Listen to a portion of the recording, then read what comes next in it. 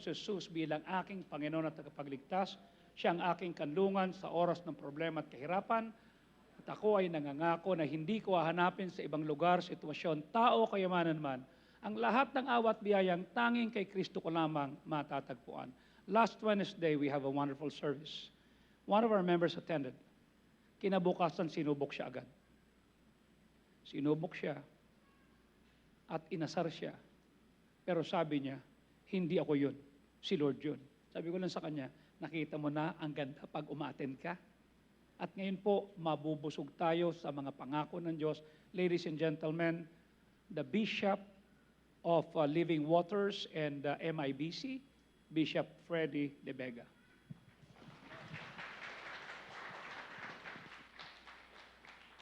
Okay, good evening everyone. Thank you so much, Pastor Joey. At mapagpala at paulang gabi po sa bawat isa. So this time, I would like to thank the Lord for giving me again an opportunity to stand behind this pulpit and to be your speaker dito po sa inyong revival meeting. Every time na si Pastor Joey po, actually bossing ang tawag namin sa kanya eh. Every time na ito po ay magsasalita, nakaka-encourage sa bawat isa po sa amin ng mga kaibigan at kamanggagawa po niya at kapamilya po niya sa ministeryo. Kaya ngayong gabi, again, I am very thankful to God for allowing me na maging bahaging muli ng inyo pong isang mahalagang gawain. Ito po ang revival. Handa na po ba kayo ngayong gabi? Ayan. So sige po, kung handa na po tayo. Anyways, nakatayo na po kayo, kunin nyo na po ang mga Biblia po ninyo. Ayan, Isaiah chapter 55 para sa ating pong unang mensahe. Isaiah chapter 55 and we'll be reading verses 6 to 11. Isaiah chapter 55 verses 6 to 11. Kung nakita na po, nais ko pong malaman by saying amen. Yan, sa mga kasama po natin sa online, kung kayo po ay may Biblia, buksan nyo rin po sa ating magiging teksto po ngayon. Isaiah chapter 55 verses 6 to 11. Seek ye the Lord while He may be found. Call ye upon Him while He is near. Let the wicked forsake his way, and the unrighteous man his thoughts, and let him return unto the Lord. And He will have mercy upon him and to our God, for He will abundantly pardon. For my thoughts are not your thoughts, neither are your ways my ways, saith the Lord. For as the heavens are higher than the earth, so are my ways higher than your ways, and my thoughts than your thoughts. For as the rain cometh down and the snow from heaven, and returneth not thither, but watereth the earth, and make it bring forth and bud, that it may give seed to the sower, and bread to the eater. So shall my word be that goeth forth out of my mouth, it shall not return unto me void, but it shall accomplish that which I please, and it shall prosper in the thing whereto I send it.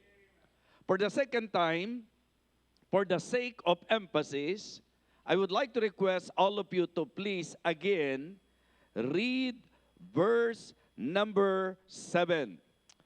Verse number 7. Loud and clear. Everybody please. Ready, begin.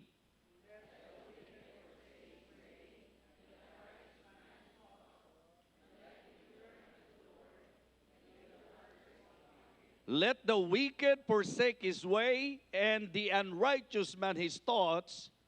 Ito po ang ating magiging title. And let him return unto the Lord, and He will have mercy upon him, and to our God, for He will abundantly pardon.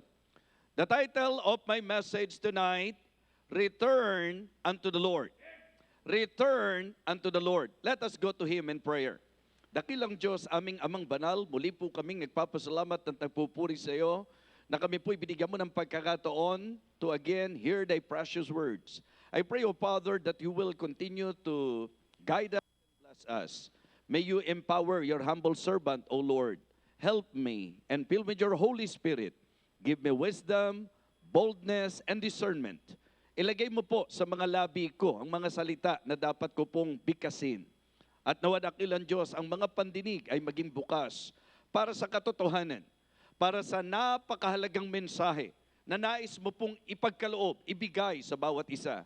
Nawa dakilan Diyos, pakalinisin mo po ang aming mga puso at ang aming pong magiging pakikinig ngayong gabi ay magiging katugunan sa aming pong panalangin, particularly ng pastor ng church na ito, para sa iyong pagbibigay sa amin ng bagong sigla at bagong kagalakan at lakas sa aming buhay para sa iyo. I pray, O Father, that you will again exalt your name in our midst. May you talk to us through thy word. May you convict us, Heavenly Father. And please, Lord, ikaw po ang siyang sumentro sa gawain ito. Ito po ang aming panalangin sa dakilang pangalan po ng aming Panginoong Jesus. Amen. Amen. You may now be seated. Upo na po tayo. Well, it is good, especially kung may mga bago-bago po sa atin, na magkaroon po tayo ng idea kung bakit po nagkakandak po tayo ng revival meeting. Alam po natin that in the reality of life, particularly in the Christian life, abang tayo po ay nasa paglalakbay, pagka tayo po sa usapang Kristiyano, magiging totoo, alam ko po na aamin kayo na dumarating doon sa point na parang may panglalamig. Dumarating doon sa point na parang nagiging routine na lang po ang ginagawa natin bilang mga Kristiyano. Na-use na po tayo na uma-attend kapag ka-schedule ng service. Na-use na po tayo sa kung ano po yung flow ng program ng church. Na-use na po tayo doon sa mga kung ano-ano pong mga activities na ginagawa po. But the very essence nung ating pong ginagawa or the very heart, mga kapatid, nung ating pong mga ginagawa, hindi na po ganong nararamdaman. In fact, using observation, especially because of the comfortable na kalagayan po ng mga rami ngayon, especially sa mga churches, like here in your church. Isipin nyo po yung klase ng building meron kayo. Isipin nyo po yung klase ng upuan meron kayo. Yung air conditioner na meron po kayo. I mean, kung ang pag-uusapan natin worship, kung ang pag-uusapan natin pagpunta sa church na ito, palagay ko po, yung comfort na mararamdaman, mararanasan nyo rito, hindi nyo basta mararanasan kung nasaan-saan kayo. And because of that, meron pong tinatawag tayong tendency na dahil komportable tayo, may mga pagkakataon pa nga na dahil nga po para sa iyo, ang lugar ng pagtitipon, ang church ay lugar ng kapanatagan, lugar na payapang-payapa ka, kaya yung iba namamayapa na talaga, ano ho? Na kung saan, di ba, ang sarap ng air condition, ang sarap ng upuan, very comfortable, parang ang sarap na talagang matulog muna habang nagse-service. Ano po? Yan yung mga masasabi po nating magiging disadvantage sa isang komportabling lugar o gathering place. But I believe, mga kapatid, ang issue talaga hindi place. The issue is always the heart. Ang laging issue dyan, puso. Pag pinag-usapan po natin ang buhay sa Panginoon, ito po ay hindi nakadepende sa layo ng lugar, hindi po issue yung ganda o pangit ng lugar. Mga kapatid, ang issue lagi, yung bang clear understanding na ang ating ginagawa, first of all, ay para sa Panginoon. Now, the reason why nagkakandak ng revival na katulad nito, dahil tanggap po natin that in the reality of life, sa ating pong pagiging Kristiyano, posible po na may mga dumadalo, mga uma-attend, pero nakasanayan at nakagawian na lamang. It is very important for us to be sensitive tonight kung paano kikilos ang Panginoon. And as we listen to the message, ikaw mismo magdetermine sa sarili mo kung areglado ka pa ba sa Panginoon, kasado ka pa ba sa Kanya, nag-e-enjoy ka pa ba talaga, excited ka pa ba talaga sa lahat ng ginagawa natin para sa Diyos. Pero kung ngayong gabi, ikaw yung parang hindi na apektado, hindi na tinatablan, parang wala nang dating sa iyo, parang naging routine and mechanical na lang sa iyo, na meron tayong revival meeting, pagka ganitong month, na talagang sa gawain natin, ganito yung program, and then parang, alam niyo po, hindi ka na ganun ka eager na pakikinggan mo ang mensahe. Yung hindi ka na ganun kasensitibo kung paano kumikilos ang banal na Espiritu. Nowadays, I can say, whether we admit it or not, na andito tayo sa parang lukewarm age na ang maraming mga churches po nagpapatuloy na lang, meaning to say, even believers, kahit yung mga mananampalataya, nagpapatuloy na lang. Yun po ang ating dapat maging prayer, na huwag mangyari na matangay tayo ng agos, ng takbo ng maraming gawain ngayon, na nagpapatuloy na lang. Pero ang pintig ng puso, yung sigla, yung saya sa gawain, hindi na po basta maramdaman. Naalala ko po nung mga bago-bago po mananampalataya, parang ang isa sa issue, kapag may mga bisita, yung bang kung babalik ba sila o hindi, kung ano yung naramdaman nila doon sa kanilang naging pagdalo. Pag ang naramdaman nila mga members na talagang, bakit ang saya-saya nila doon sa church? Di ba? Bakit parang may kakaiba talaga sa church na yun, na kapag ka nahalo ka sa mga tao, na kapag ka nakadalo ka doon, parang kakaiba yung mararamdaman mo. Di po ba? Kaysa doon sa, ano ba naman yung nadaluhan ko? Di ba? Parang mga tuod yung mga tao. Alam niyo ba yung mga tuod, mga kapatid? Di ba? Parang napaka-passive naman ng mga tao doon. Para silang para din pala kung yung sarili ko, yung nagsisimba lang. Di ba? Nowadays, ang masasabi ko po, mga kapatid, na hindi natin mapapasinungalingan, ang dami pong mga Christian churches ngayon, na ang nangyayari po, yung mga dumadalo, nagsisimba na lang. Ibig sabihin, yung bang religious ego na lang, na kung saan, at least, simba ako. Pero mga kapatid, naniniwala ako na dapat yung pinaka-goal and objective pa rin natin ay ang malugod ang Diyos sa pagsamba natin. Amen? Don't just go to church. Worship God. Don't just go to church. Praise God. Don't just go to church. Please God. Make sure na ikaw ay hindi lang nakadalo. Di ba? Uy, ako nakadalo ko. Sana hindi ganun lang ang takbo mo. Ang dapat takbo ng isip mo, alam ko, nalugod na naman ang Panginoon. Alam ko, natuwa ang Diyos na ako ay sumamba, na ako'y nagbigay, na ako'y umawit, ako'y nagpuri. Dapat ganun po, mga kapatid. So, ini-establish ko lang po sa inyo na ang revival meeting, ang isa sa concern po nito, medyo makalabit po tayo sa kalagayang mukhang hindi na tayo natitinag. Medyo mapaalalahanan tayo dahil nakakalimot tayo. Medyo muling iparamdam sa atin kung ano po ang gusto ng Espiritu at huwag mamatay ang ningas nito. Amen? Kasi yun po yung masasabi nating mga posibleng problema eh. Yung mag-grieve at ma-quench natin ang Holy Spirit. Alam natin yung idea po nung and grieve not the Holy Spirit of God whereby ye are sealed unto the day of redemption. Ano po yung idea na mag-grieve? Ito po yung ginagawa mo, yung ayaw ng Banal na Espiritu na gawin mo. How about quench not the Spirit? Yung idea naman ng quench not the Spirit, ito yung pong alab na alab ang Espiritu, pinapatay mo naman ang ningas niya. Yung idea po ba na yung pong grieving the Holy Spirit, hindi mo dapat ginagawa, hindi mo dapat gagawin, pero ginagawa mo, napipighati mo ang Banal na Espiritu.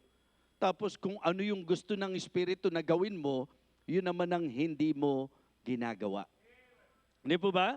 So kaya mga kapatid, mga minamahal, ang ating pong binasang teksto, ang unang mensahe na inilagay ng Diyos sa puso ko para sa 3 nights revival na ito.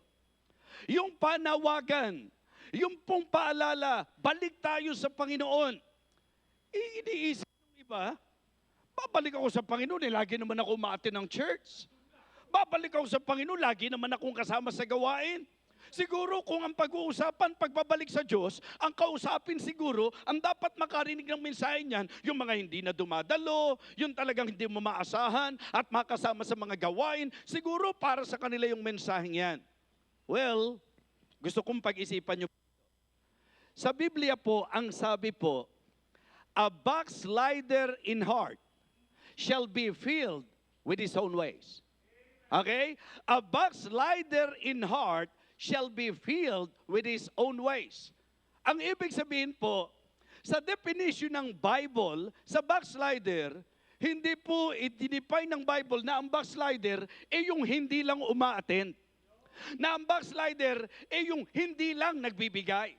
Mga kapatid, if we will put understanding, lumalabas po na ang paglalarawan sa backslider, ito po yung tao o Kristiyano na puno ng kanyang sarili. Kaya sinasabi ko po ito because that is the clear idea nito pong talata natin. Ang sabi po ng verse number 6, seek ye the Lord while He may be found, call ye upon Him while He is near. In verse number 7, let the wicked forsake his way, and the unrighteous man his thoughts, and let him return unto the Lord. Nawa sa tatlong gabing ito, or even, ngayon pa lang na first night natin, kung meron pong backsliding heart, kung makikita po natin that there are things in our lives, being a believer, na dapat po nating talikuran, at dapat humakbang tayo pabalik sa Diyos, na mas lumapit tayo sa Panginoon habang masusumpungan pa siya, habang nandirya ng Panginoon na naghihintay sa atin. Ang sabi po mga kapatid, seek ye the Lord while He may be found, call ye upon Him while He is near. Let the wicked forsake his way, and then righteous man his thoughts, and let him return unto the Lord. Magbalik siya sa Panginoon. Anong sabi niya? And He will have mercy upon him, and to our God, for He will abundantly pardon. So again, the message of the Lord tonight, return unto the Lord.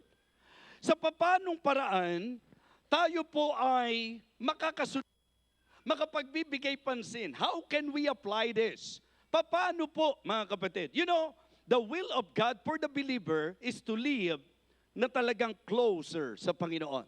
Ibig sabihin, gusto ng Panginoon yung intimate relationship natin sa Kanya. Ang Diyos po, mga kapatid, nagigrip po yan. May emosyon po yan. May damdamin po yan. Meron siyang ikinatutuwa. Meron siyang ikinagagalit. Meron siyang nagugustuhan. Meron siyang hindi nagugustuhan. Mga kapatid, mga minamahal, para sa akin po, it is not enough for you to hear that. It is also good for you to feel the heart of God through the message. Amen? Ang marami po, naririnig lang. Diba? Kaya sabi ko po, if you really want to get deeper and more intimate sa Panginoon, maganda po, pag nagbabasa tayo ng Bible, huwag kayong makontento sa nabasa nyo lang. Huwag kayong makontento sa nakinig lang kayo. It is always good to consider the heart of God and the feelings of God, mga kapatid. What I mean to say, one thing na narinig mo ang mensahe, one thing na naintindihan mo ang mensahe, but another thing, and it is a great thing for you to feel the heart of God sa pakikinig mo ng mensahe. Amen? Maganda pagka alam mong natutuwa ang Diyos dito. Di ba? Alam mo rin na napipighati ang banal na spirito rito. Kaya nga, ilang bagay po ang gusto kong i-share para sa ating pong unang mensahe. Return unto the Lord. Number one, by forsaking the old ways. Okay? Balik tayo sa Panginoon. And if that is really your decision, if that is really your desire to return unto the Lord, hindi mo magagawa yan kung hindi ka muna magpapasya na iyong iwanan at talikuran masama mong gawi at ang masama mong ugali. Amen? It is good to be reminded, folks, Kristiyano ka. At dahil Kristiyano ka, dapat naintindihan mo, dapat alam mo na hindi ka na yung katulad dapat ng dati. Huwag kang mangangatwiran. Ito na ang ugali ko noon pa. Ito na ang buhay ko noon pa. Ito na nakagawian ko noon pa. Hindi tamang katwiran yan. Kung yan po ay ating ikakatwiran, yan ang magiging hadlang upang tayo po'y mapalapit sa Diyos. Amen? Alam niyo ang kailangan pagpasyahan natin? Let the wicked forsake his ways. Hindi pwedeng mananampalataya ka na, ang suot mo yung dati pa ring damit. Kaya sa Biblia po, mga kapatid, niliwanag sa sulat ni Apostol Pablo sa mga taga-Kolosas, sulat ni Apostol Pablo sa mga taga-Efeso, ano po ang sabi? Ye put off concerning the former conversation. Di ba? Ang kagandahan, pag Kristiyano ka, ang dapat, mga kapatid, mapagtibay yung pagka-Kristiyano. Dahil, sabi ko nga, sa basic teaching ng salita ng Diyos, pagka ikaw ay naligtas, ang isa sa manifestation nito, bagong buhay. Amen? Sabay-sabay nga tayo. 2 Corinthians 5:17, 2 Corinthians 5:17, ready, begin. Therefore, if any man be in Christ, ano po ang sabi? Ilakas niyo po, anong sabi? He is a new creature. Okay? At ang katibayan na bagong nilalang na siya, yung sabi ng kasunod, all things passed away, and behold, all things are become new. Amen? So kaya sa usapan ng pagbabalik natin sa Diyos, sa usapan ng paglapit natin sa Diyos, ang isa sa dapat nating gawin, forsake the old ways. I remember in Ephesians chapter 5 and verse number 8, the Apostle Paul said, "For you were sometimes darkness, but now are ye light in the Lord. So walk as the children of light." Ibig sabihin, dati kadiliman kayo eh. Ang lakad natin, ang buhay natin, ang mga gawa po natin ay kadiliman. Yun tayo dati. Hindi kailanman makakalapit ka sa Diyos na ikaw ay mananatili sa kadiliman. Mga kapatid, mga minamahal, remember, sa John chapter 3, kabisado natin ng 16, "For God so loved the world that He gave His only begotten Son, that whosoever believeth in Him should not perish, but have everlasting life." Pagdating ng verse number 19 and 20, ano ang sabi ng Bible? Verse number 19 and verse number 20, "And this is the condemnation, that light is coming to the world, but men love darkness rather than light, because your deeds were evil." Ibig sabihin po, mga kapatid, pag pinag-usapan natin kung bakit po ang iba hindi makalapit sa Diyos, because their deeds were evil. And it is very questionable. Malaking puzzle. Sabi mo, Christian ka, pero hindi ka makalapit sa Diyos. At ang dahilan kung ba't di ka makalapit sa Diyos, ayaw mong iwanan ang yakap-yakap mo na mali mong ugali, na mali mong buhay. Hindi tayo magiging katanggap-tanggap sa Diyos. Sapagkat ang sabi ni Joshua, you cannot serve God because He is a holy God, He is a jealous God. If you really want to come to God, may tatalikuran ka. Let the wicked forsake his way. Kaya pala, may mga pagkakataon na kahit nasa church ka, hindi mo maramdaman yung lapit sa Diyos. And the possible answer is that because we are not yet forsaking the old ways. Diba? Hindi po pwedeng sasabihin, ganito na ugali ko. Kung di mo ko matanggap, sorry sa'yo, pero ganito na ugali ko. Itanong natin muna, ano bang klase ng ugali mo? Yung ugali mo bang yan, ugaling pang-Kristiyano? Yung ugali mo bang yan, ugaling kalugod-lugod sa Diyos? Yan ba yung ugali na katanggap-tanggap sa Panginoon? Kasi minsan ang akala natin, ang pinag-uusapan lang sa pagka-Kristiyano, yung bisyong nawala. Mga kapatid, usapin din sa Kristyanismo, yung masamang ugaling na bago. Hindi po ang issue lang, dati akong umiinom ng alak. Ngayon po, dahil Christian ako, hindi na ako umiinom ng alak. Hindi na po ako naninigarilyo. Okay, praise the Lord for that. Because bahagi po yan ng paraan ng Diyos sa pagbabago sa buhay ng isang totoong Kristiyano. Pero gusto kong malaman nyo po, na hindi lang tayo nag-uusap sa mga bisyo mo na kayang alisin ng Diyos. Kaya rin pong baguhin ng Diyos ang mga pangit at masamang ugali po natin. Amen? Kaya kamusta po tayo? Kamusta po ang ating kalalagayan, mga kapatid? Ang sabi po rito sa paghanap natin sa Diyos, sa ating pagkasumpong sa Diyos, sa magiging paglapit natin sa Diyos, ang isang bagay na dapat nating i-apply, mga kapatid, let the wicked forsake his ways. Huwag nating ipilit na bitbitin yung dati nating buhay. Mga kapatid, mga minamahal, isang magandang gawin ng mga Kristiyano tuwing tayo po ay nakikinig ng mensahe, at kung specifically ito'y revival meeting, maganda pong medyo magsiyasa tayo ng sarili. Kumbaga sa sinabi po ng psalmist, search me, O God. Psalm 139, okay, 23 and 24. Psalm 139, verses 23 and 24. Ano po ang sabi? Search me, O God, and know my heart. Try me and know my thoughts. Tingnan niyo po yung malinaw na binigyan. And see if there be any wicked way in me. Kaya kahit na makumpleto niyo pa itong revival meeting na ito, kung hindi ka magsisiyasat, kung hindi ka magsusuri, at kung walang mababago sa iyo at hindi magkakaroon ng impact sa iyo, suriin mo ang sarili mo kung totoo bang Kristiyano ka. Because I believe, if you are a genuine believer, the Holy Spirit will convict you every time that the Word of God is proclaimed. Titiyakin ko po yan, kikilo sa puso natin yan. Pero kung parang wala, di ba? Yung parang wala, mga kapatid. Kaya lagi ko pong pinapaalala sa church. Church, ha? Maganda para maramdaman tayo ng Diyos, paramdam naman tayo. Di ba? Paramdam naman tayo.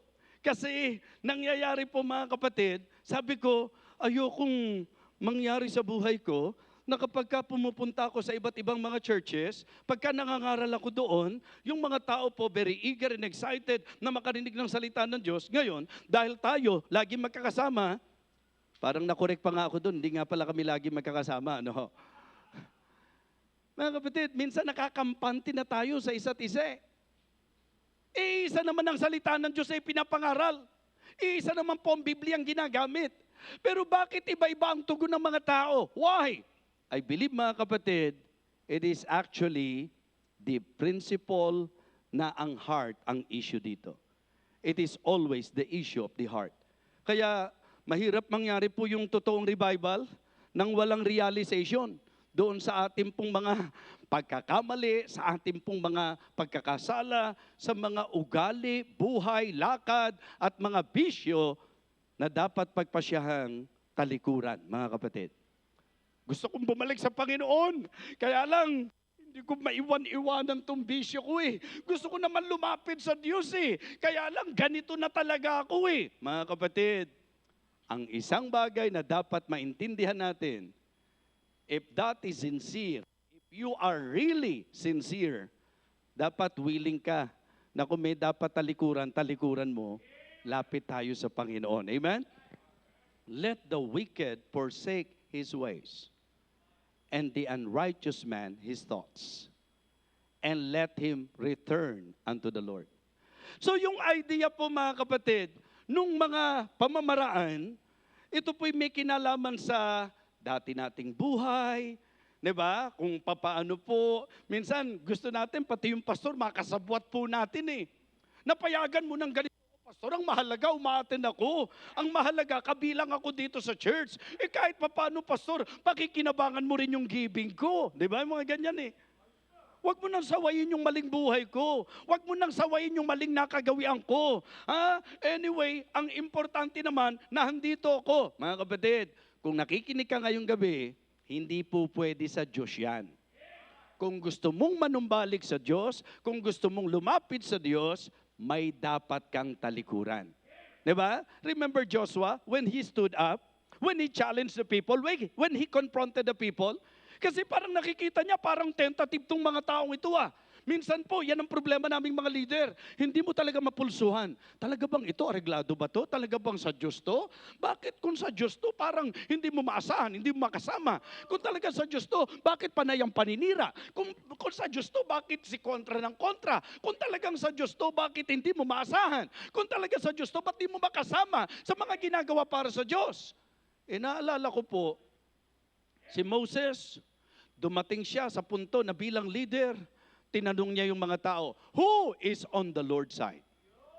Diba? Ito naman si Joshua, sabi niya doon sa mga tao, if it seem evil unto you to serve the Lord, ano sabi niya? Choose you this day whom you will serve. Yung ba mga pinaglingkuran ng ating mga magulang, yung mga amoreo, di po ba? Yung pinaglingkuran ng mga ama natin, sabi niya, but as for me and my house, we will serve the Lord. E di syempre yung mga tao, para din yung mga miyembro na amen ng amen, di ba? Oho, so amen ng amen. Buti nga sa inyo, hindi gaanong nag-amen eh. Mamaya, amen ng amen, tapos hindi naman. Yung iba, ina-absorb lang eh. Okay? So mga kapatid, sabi ng mga tao, kami rin, niligtas din kami ng Panginoon na, pinalaya rin kami ng Panginoon na, kaya maglilingkod din kami sa Panginoon. Sabi ni Joshua, sinabi nyo yan. Sinabi nyo yan. But you know, when Joshua emphasized to them, na ang paglilingkod sa Diyos ay hindi ganun lang po yun. Sometimes, tinitreat nating shallow eh. Paglilingkod sa Panginoon eh. Yun ang dahilan kung bakit hindi magandang habit na pwede namang hindi ka malate, pinipili mong malate. Yung po pwede naman po talaga na ikaw ay makaganap pero talagang intentionally, inilagay mo na yung sarili mo na doon sa komportable ka kung kailan mo gusto. Parang ganun po eh. Okay? Sabi ni Joshua, at ito medyo nakakasyak ito eh. Sabi ng mga tao, talagang eagerly, kami, maglilingkod din kami sa Panginoon. Yung na-experience mo, na-experience namin. Yung salvation mo, naligtas din naman kami. That is actually the idea. Pinalaya rin kami sa pagkaalipin sa Egypt. Inalis din kami ng Panginoon doon. Heto kami. At ginawan din niya kami ng mabuti. Amen? It is good na alam nila yon. But you know what Joshua said? Nay, you cannot serve the Lord. Siyempre, at first, mag-iisip ka. Why? Andoon po yung sagot. Nay, you cannot serve the Lord because He is a holy God. He is a jealous God. Siyempre, pagka may sinabi ang Diyos na ganun, medyo maging particular tayo. Anong relevance po, Pastor Joey, na sinabi nitong si Joshua na ang Diyos ay banal, na ang Diyos ay mapanibuguin. Di ba? Sinabi ng Diyos yan sa bayan niya eh, na huwag kang magkakaroon ng ibang Diyos sa harap ko. Huwag kang gagawa, huwag kang magkaroon, huwag kang yuyukod. Kaya yung mga pangatwiran ng mga sumasamba sa Diyos-Diyosan, wala pong mailulusot eh, sa napakalinaw na sinabi ng Bible eh.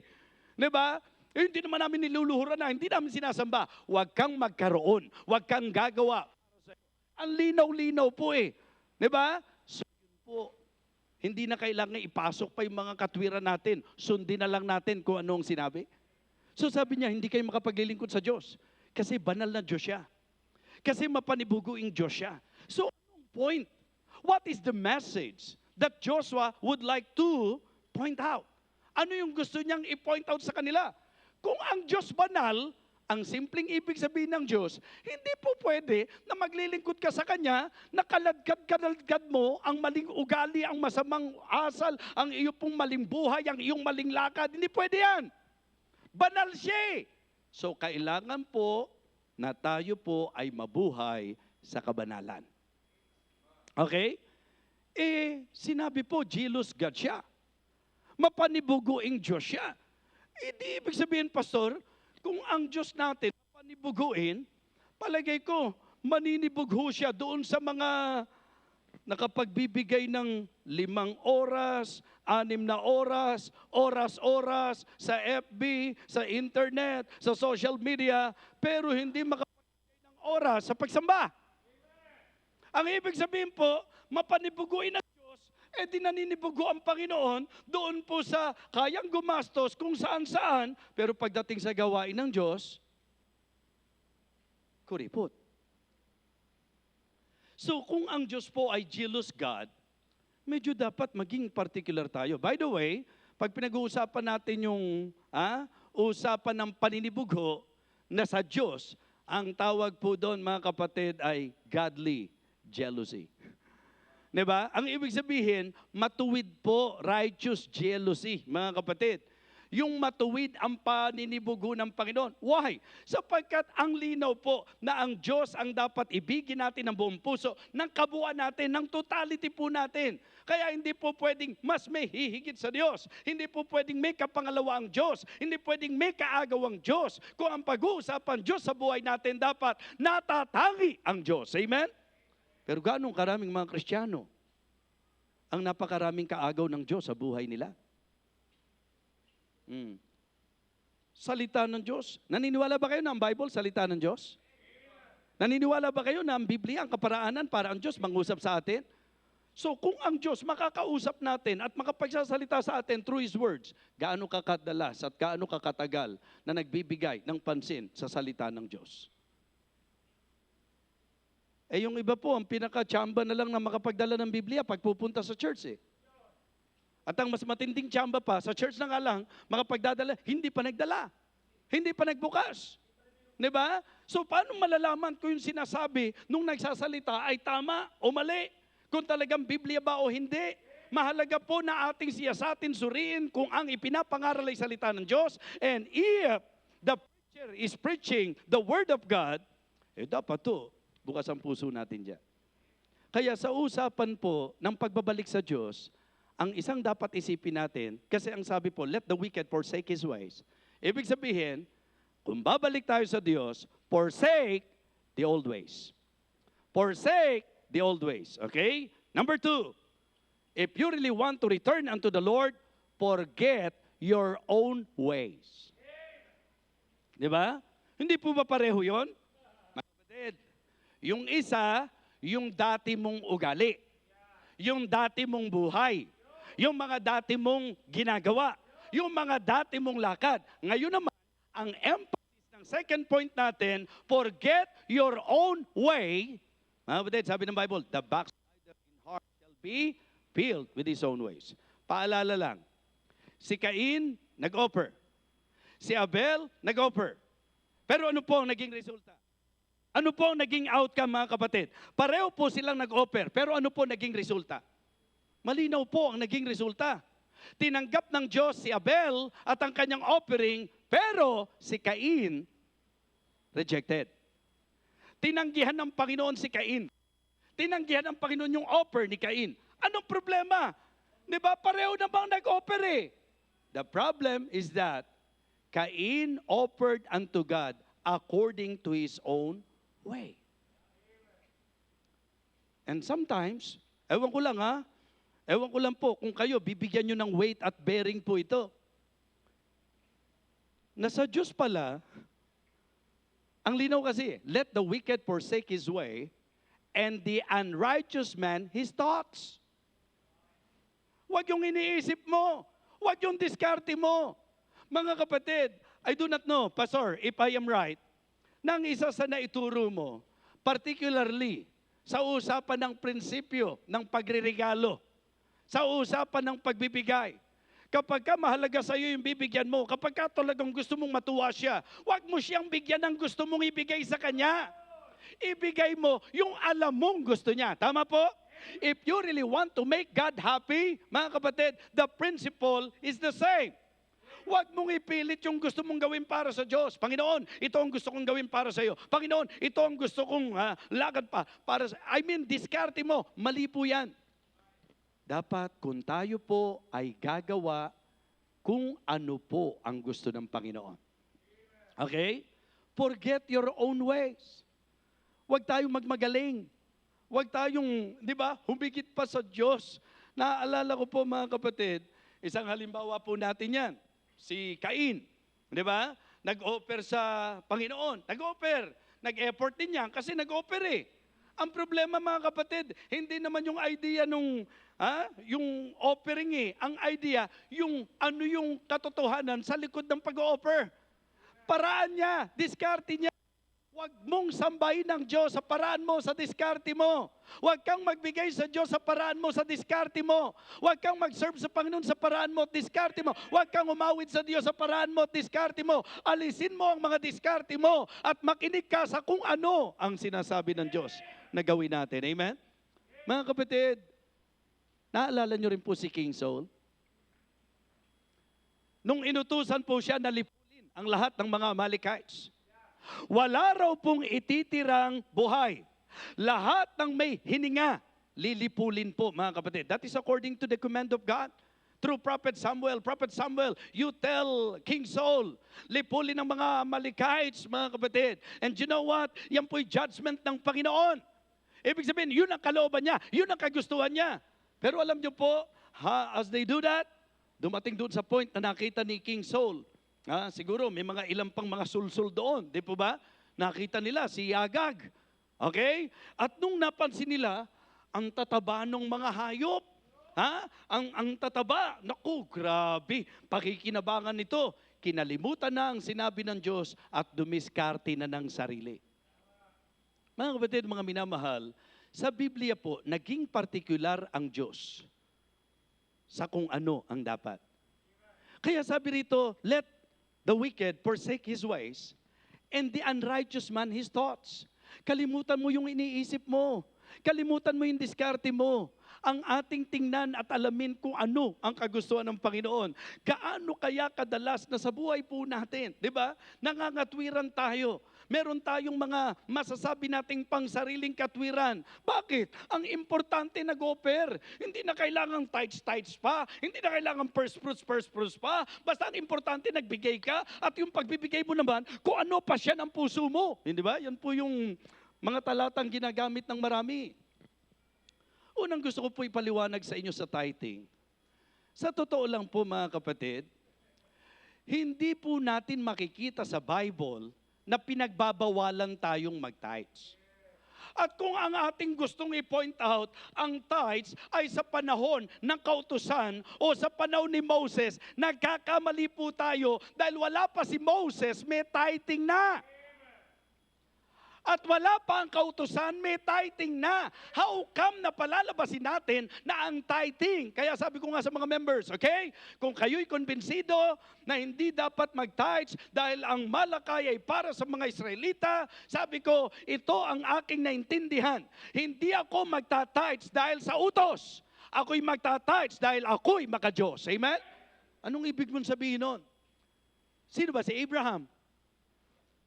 Alam nga naman mas pakinggan ko pa yung mga kung sino-sinong magsasalita at sundan ko sila kaysa doon sa kay Abraham na hindi naman inutusan pero nagdadala ng ikapo.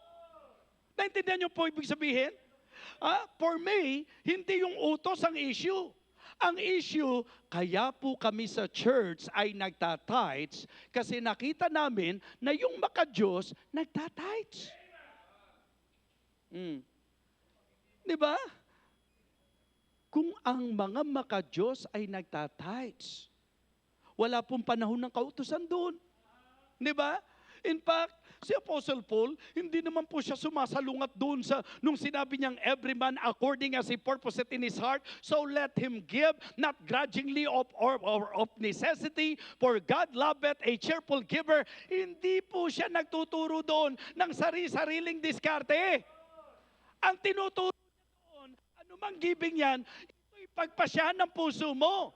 Huwag kang magkaroon ng puso na kontra o salungat sa itinuro ng Biblia.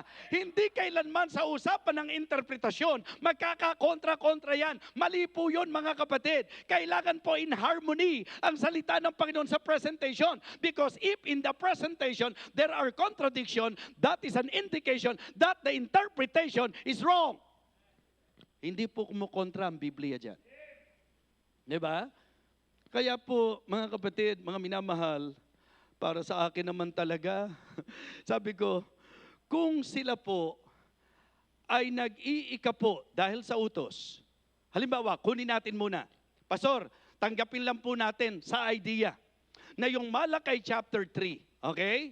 Tanggapin natin ang idea na ito po'y usapang sa bayan ng Panginoon. Hindi kakasama, okay?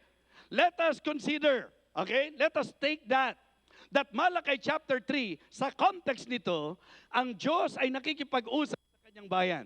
Okay? Ano ang sabi po ng verse number 8? Will a man rob God? Yet ye have robbed me. And ye say, wherein have we robbed thee? In tithes, in offering. In verse number 9, sinasabi niya to ha? Okay, wag natin isama yung sarili natin. Israelites yan, okay? Yung bayan niya, ang sabi niya, ye are cursed with a curse, for ye have robbed me, even this whole nation. Okay?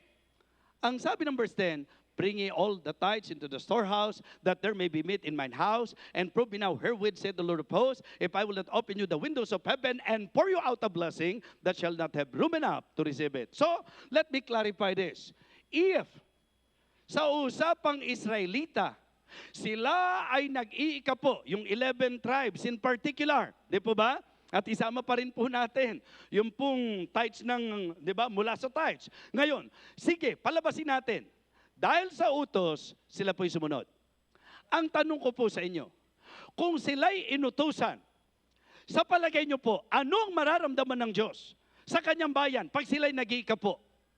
Halimbawa, inutusan, di po ba? Inutusan po sila ng Panginoon. Sila po yan, wag muna kayong sumama, Hudyo muna tayo. Sila po'y inutusan na magdala ng ikapo. Mga kapatid, ang tanong ko po, nandiyan po ba kayo? Nandiyan kayo? Ang tanong ko po, kung sila'y inutusan at sila'y sumunod sa utos, ano ang magiging dating nito sa Diyos? Matutuwa ba siya o hindi? Okay? Kapatid, yung inutusan at sumunod sa utos, natutuwa ang Diyos pagka sila'y sumusunod. Ito ngayon ang tanong ko. Paano kaya yung hindi inutusan pero ginagawa? Naintindihan niyo po? Ha? Hindi inutos, pero ginagawa. Nagkakasala ba ako pag ako'y nag-ikapo? Kung gayahin ko po yung practice ng mga makadiyos, kahit na hindi sa konteksto ng utos, ako'y nag-iikapo because I would like to follow the pattern, the example of the godly people in the Bible. Kung yan po ba'y ginagawa ko, nagkakasala ako? Sabi ko nga, kung ikaw ay natuwa dahil sumunod, dahil inutusan mo, bay lalong doble ang tuwa mo na hindi mo inuutusan, ginagawa. Amen? Kaya sabi ko sa mga members, matuwa ang Diyos sa atin, hindi dahil lang sa tayo po'y inutusan. Mga kapatid, mga minamahal, kadalasan po, ang nagiging problema natin, yung isip natin, nasalungat sa isip ng Diyos. Kasi yun ang pinopoint out niya eh. Let the wicked forsake his ways and the unrighteous man his thoughts, and let him return unto the Lord. And he will have mercy and they will abundantly, for they shall abundantly pardon. Tingnan niyo po ang sabi ng verse number 8. Sabay-sabay nga po, verse number 8, ready? Verse number 8, ready, begin.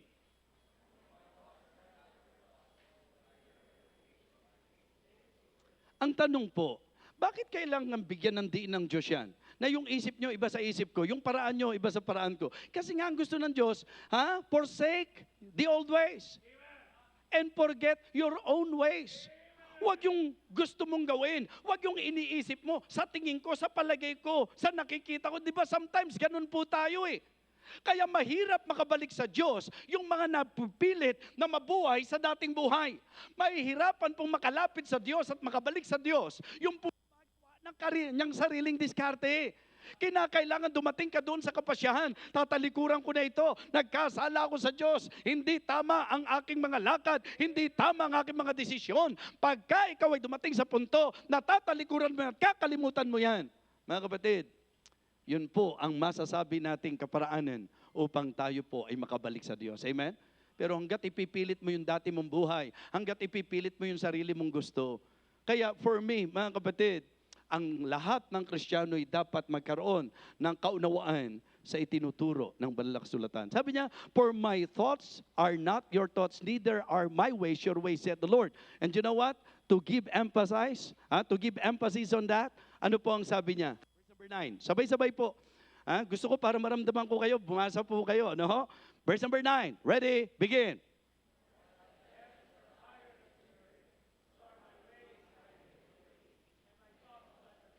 Kaya niyong sukatin? Nung binigyan ng pansin yung kaibahan ng isip ng tao sa isip ng Diyos, karunungan ng tao sa karunungan ng Diyos, nung binigyang pansin yung kaibahan ng paraan ng tao sa paraan ng Diyos, ano po ang sinabi sa verse 9? For as the heavens are higher than the earth. Kung gaano raw po, nakabasa ba kayo sa Guinness Record? Nabasa niyo ba sa Guinness Book of Record na may nakasukat? Di ba, ang daming mga kahanga-hangang record, mga kapatid. Pero titiyakin ko sa inyo na wala kayong mababasa sa Guinness Book of Record o sa kahit anong record na nakasukat ng taas ng langit sa lupa. Bakit ipipilit natin yung sarili nating gusto? Ang laki-laki ng diferensya. Sa tao lang, kapag alam mo kung gaano katindi ang level nito, hindi ka nakikipagsabayan eh. Hindi ka nakikipagmagalingan eh. Bakit? Kinikilala mo eh. Ba natapos niyan? Talagang alam niya yung maraming alam yan. Ako, ano ba alam ko? Diba? Sometimes ganun eh. Bakit sa Diyos nagpipilit ka? Bakit nakikipagmarunungan ka sa Diyos? Mga kapatid, Yan po ang hindi ko maintindihan. Na bakit alam ng mga Kristiyano na ang Diyos ang marunong sa lahat, pero pinipilit pa rin natin gawin yung mga diskarte natin at kaparaanan natin. Di ba? Tapos pagka napariwara tayo, kasama sa sisisihin natin ng Diyos, kung may Diyos, ba't niya pinayagang mangyari sa akin ang lahat ng ito? Ang lupit mo, man. Ikaw ang nagpasya, ikaw ang gumawa. May salita ng Diyos. Kaya itong huling puntos natin, huwag niyong kakalimutan. Ano ang unang point natin? Para malaman ko naman kung nakikinig kayo, baka mamaya malayo ang tingin ninyo, wala namang tinatanaw. Ano ho? Di ba? Mga kapatid, ano po, sa mensahe, let us return unto the Lord. Number 1, forsake the old ways. Ang pinag-uusapan dito, yung dating buhay, dapat talikuran. Pangalawa, forget your own way. Huwag kang magmarunong. Huwag mong palabasing mas maganda pa yung plano mo kaysa sa plano ng Diyos. Huwag mong palalabasing mas tama ka kaysa sa Diyos. Huwag. Forget your own way. And then thirdly, last but not the least, follow the ordered way. Follow the ordered way. To be more specific, God's ordered ways. Di ba sabi ng Bible, the steps of a good man are ordered by the Lord, and He delighted in His ways. Though he fall, he shall not be utterly cast down, for the Lord upholdeth him with His hand. Mga kapatid, safe na safe tayo pag ang sinusunod na yung plano ng Diyos sa buhay natin. Kaya maganda makumpleto nyo po itong ating magiging 3 nights revival. Kumbaga sa seryeng pinag-uusapan nyo, natin mga kapatid. Kasi minsan pagka nanonood tayo, pagka may serye, nagagalit pa tayo kapag binitin tayo tama?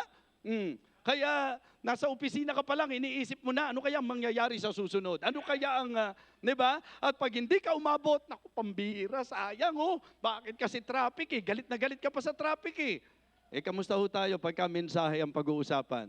Ganon din ba tayo ka-eager? Ganon din po ba tayo ka-particular?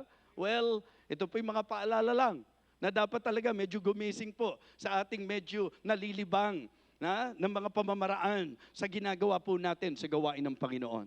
Mga kapatid, follow the ordered way. May Diyos na lumikha sa atin. May Diyos na may akda ng buhay natin.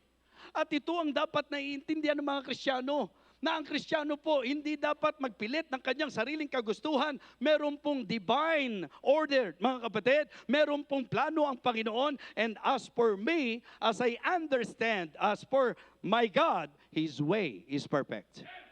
Diba? Ito po, magandang maalala nyo po. Di ba sabi ng Bible, pagka Kristiyano ka, yung pong Romans 8:28, hindi po pwedeng basta nakabisa mo yan, i-recite mo lang yan.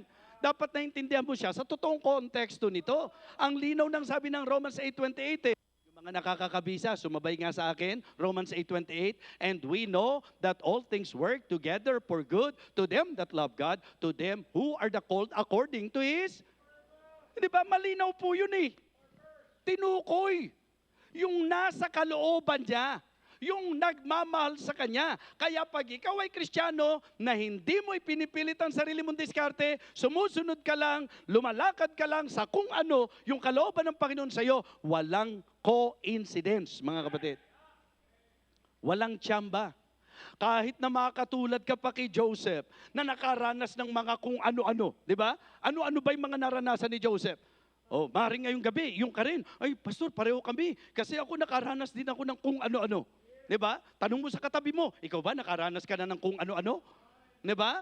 Kung ano-ano, sinasabi ng tao sa akin. Kung ano-ano, ginagawa ng tao sa akin. Kung ano-ano, ang paratang ng tao sa akin. Kung ano-ano, yan yung mga kung ano-ano. Diba? Kaya, isa sa hindi ko makakalimutan kong outline, di ba? Yung pong rough road sa buhay ni Joseph. Isipin niyo po, kumbaga sa picture, parang nakinig siya ng message. Parang ganon. Kasi nung panahon po ni Joseph, nakikipag-usap at nagbibigay ang Diyos ng mensahe using vision, yung dreams. Di po ba? At doon sa dream ni Joseph, di ba? Parang ang mensahe sa kanya, pagpapalain kita. Ang mensahe sa kanya, iangat kita. Ang mensahe sa kanya, luluhod sa iyo mga tala. Parang ganyan po yung mga mensahe. Ang gaganda. Nakakalakas ang loob, nakaka-encourage. Alam niyo po ba, pagkatapos ng mensahe, alam niyo naranasan ni Joseph, unreasonable brothers. Alam niyo naranasan ni Joseph, unjust boss. Alam nyo, naranasan ni Joseph, unreliable butler. Isa-isahin natin. Ano-ano yung mga naranasan niya? Unreasonable brothers. Isipin nyo, mga kapatid niya, kinainggitan siya, pinagkaisahan siya, ginawan siya ng masama. Yung gawang ka ng masama ng ibang tao, okay, hindi maganda yon, masama eh. Pero at least, alam mo, ibang tao sila.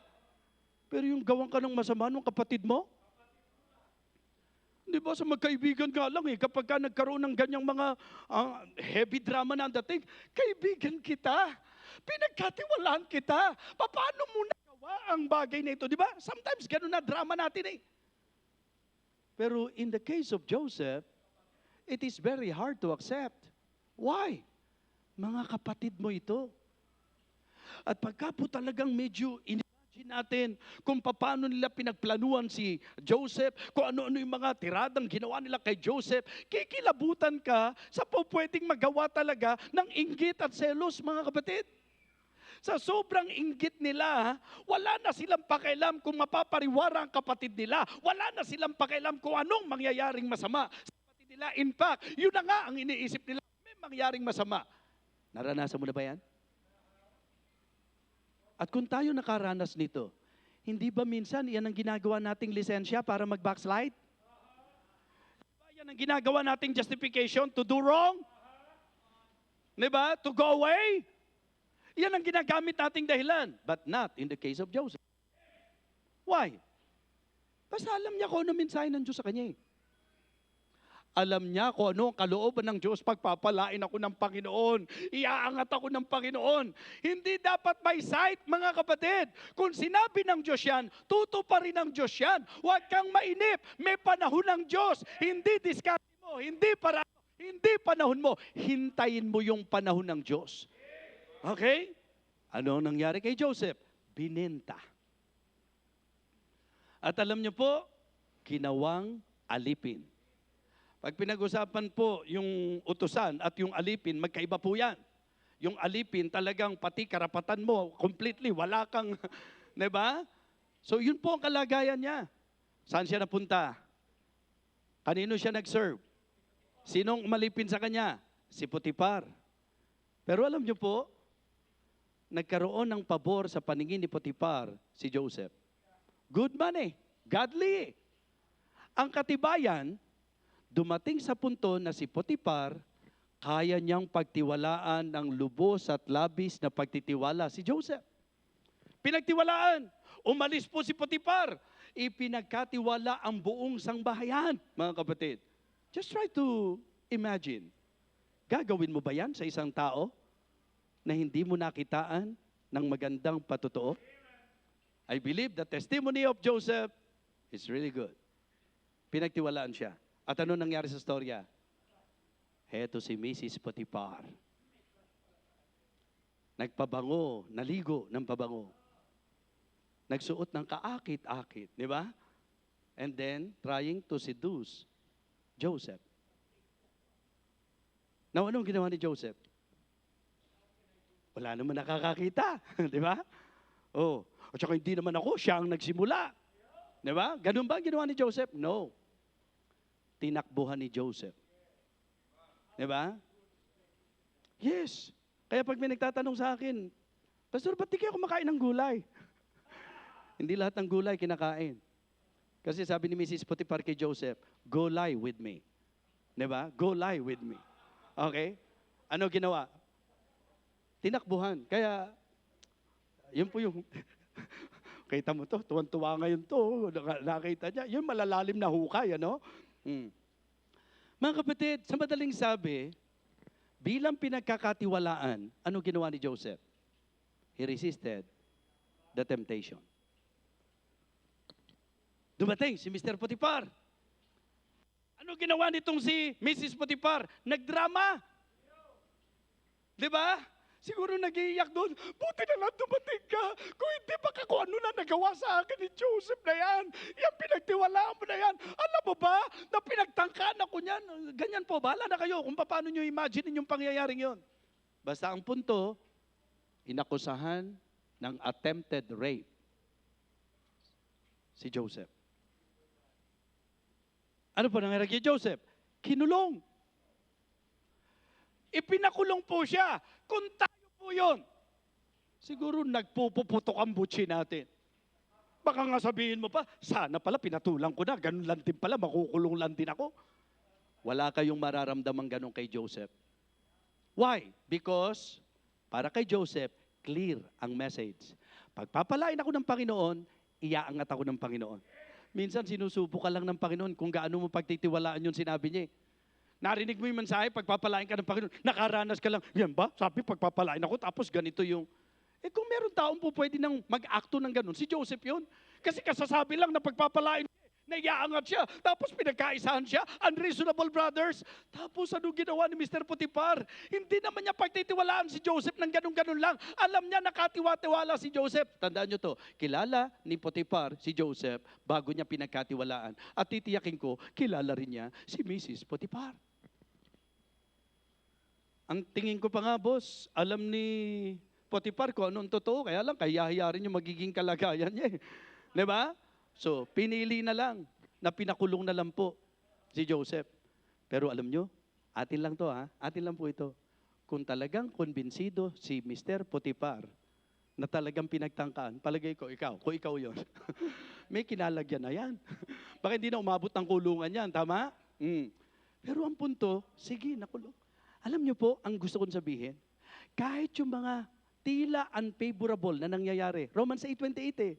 Kaya wala pa yung Romans 8:28. Totoo na yan sa buhay ni Joseph. Ang ibig sabihin wala pa, yung hindi pa natin nasesentruhan, yung puntalatang ito, but exactly the Old Testament version ng ng Romans 8:28, makikita nyo in the life of Joseph.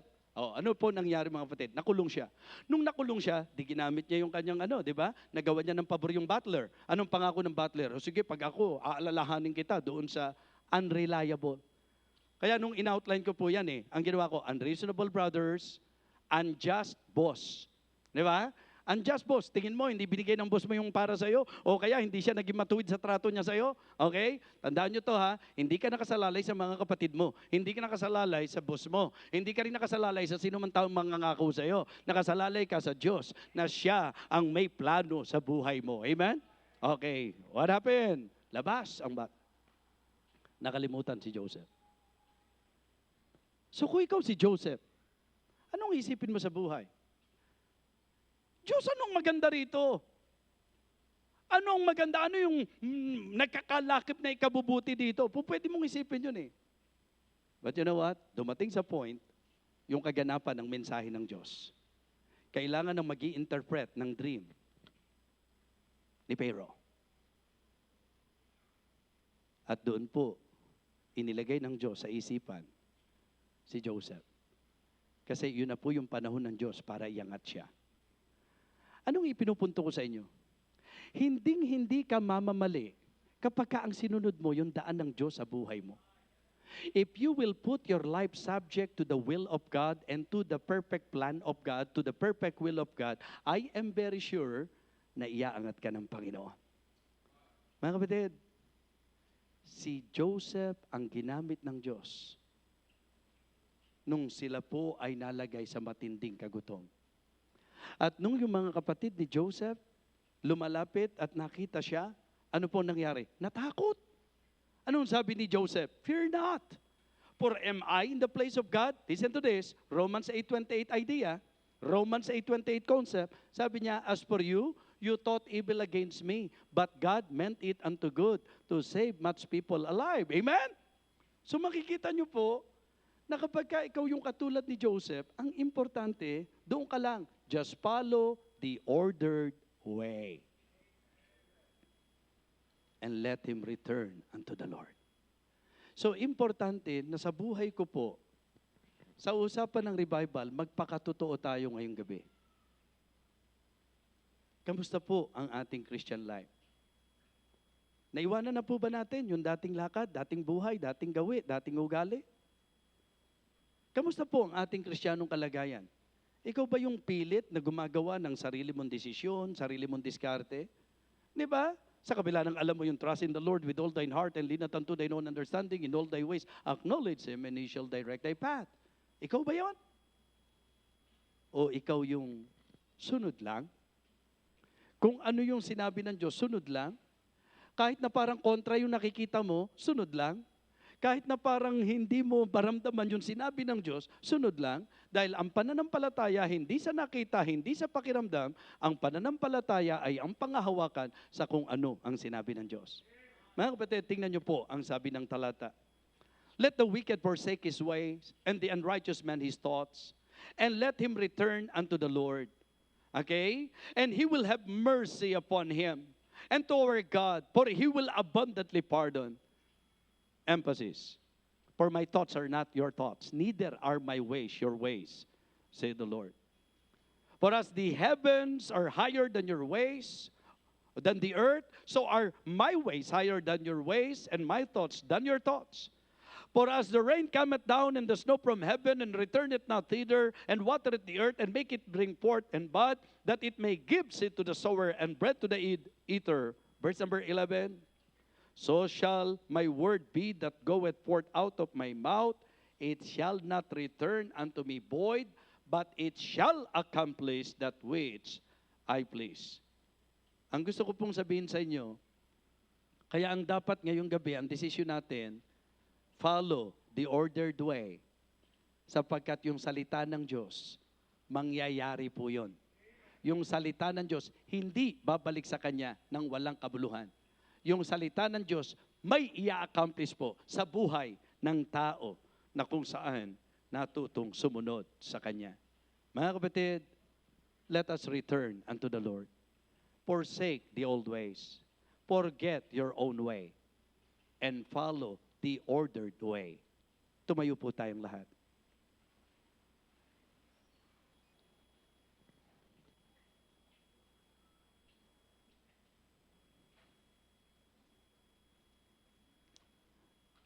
I believe the message of the Lord is very clear tonight.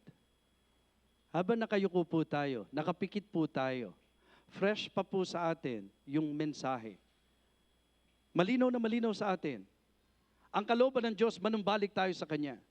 Ang kalooban ng Diyos, mga kapatid, ay ang humakbang tayo pabalik sa Kanya. Nakita natin na kahit dumadalo ka ng church, kahit na laging kasama ka sa activity, pero kung ikaw, yung Kristiyano, na paraan mo ang sinusunod mo at kaladkad mo pa rin ang dating buhay, ang dating lakad, ang dating pag-uugali mo, hindi ka magiging katanggap-tanggap sa Diyos. And you realize tonight that the most important thing is to always follow the Lord. Habang nakayuko at nakapikit ang bawat isa, why not leave your place, come to the altar, surrender yourself, surrender your life to God tonight. Lord, may mga bagay sa buhay ko na gusto ko pong isuko ngayon. Kung meron pong bisyo, kung meron pong hindi magandang ugali, kung meron pong mga lakad na alam nating lihis sa Panginoon, now is the right time for you to decide, leave your place, go to the altar, pray to God, and ask God to help you. And I believe God will give you grace. You come. Maybe ang nakita mong problema as you listen to the message, minsan talagang nakikipagpilitan ako. Minsan pinipilit ko yung sarili kong diskarte. Sinabi na ng Diyos, unahin ko siya. Pero ako pa rin ang gumagawa ng sarili kong parang thinking na sa pamagitan nito makakasurvive ako. Sa pamagitan nito angat ang buhay ko. Ngayon ang narealize ko sa mensahe, ang dapat sa akin, huwag ipilit. Kalimutan ko ang aking sariling paraan. Kalimutan ko ang aking sariling diskarte. At matuto ako na magpasakop sa Panginoon. Follow the ordered ways. Ang importante sa buhay natin, mga kapatid, ano man ang mangyari, ang importante sa buhay natin, yung nasusunod kung ano yung ordered plan of God para sa buhay natin. Just follow the Lord. Maring sa nakikita mo minsan, parang salungat. Minsan parang tinutokso kang pagdudahan mo yung sinabi ng Diyos. Para bang hindi ka panipaniwalang pagpapalain ka niya. Para bang hindi totoo yung pangako niya. Yan po ay gawa ni Satanas. Pero katulad ni Joseph, ang importante, doon ka sa plano ng Diyos. Doon ka sa sinabi ng Panginoon. Panghawakan mo ito. At paniwalaan mo ngayong gabi na anuman ang dinadaanan mo, mangyayari pa rin ang kalooban ng Panginoon. Just follow the ordered way. Just follow God. Just do the will of God in your life. Submit to God completely. Submit yourself to God completely. I know that God will surely accomplish kung ano yung makalulugod sa Kanya. Sige po, just continue to pray. Pastor Joey, please. Pastor Joey.